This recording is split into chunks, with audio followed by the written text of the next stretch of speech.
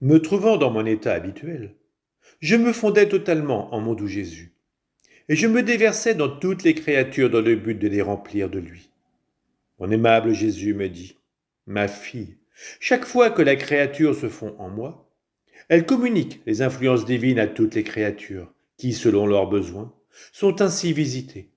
Ceux qui sont faibles ressentent la force, ceux qui sont obstinés dans le péché reçoivent la lumière, ceux qui souffrent reçoivent le réconfort, et ainsi de suite. Après cela, je me suis retrouvé hors de mon corps au milieu de beaucoup d'âmes. Il me semblait que c'étaient des âmes du purgatoire et des saints.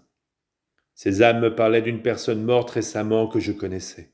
Elles me disaient, comme elle est contente que les âmes qui portent l'empreinte des heures de la passion ne passent pas par le purgatoire. Escortées par ces heures, elles prennent position dans un endroit sécuritaire. De plus, il n'est pas une âme qui vole au paradis qui ne soit accompagnée des heures de la passion. Ces heures répandent continuellement la rosée du ciel sur la terre, dans le purgatoire et même dans le ciel.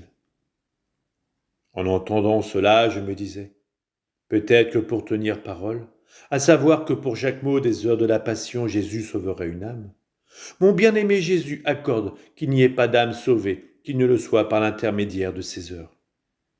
Après, je suis revenu dans mon corps, et ayant trouvé mon doux Jésus, je lui ai demandé si cela était vrai. Il me dit, ces heures mettent en harmonie le ciel et la terre, et m'empêchent de détruire le monde. Je sens mon sang, mes plaies, mon amour, et tout ce que j'ai fait mis en circulation, et se répandre sur tout pour tout sauver.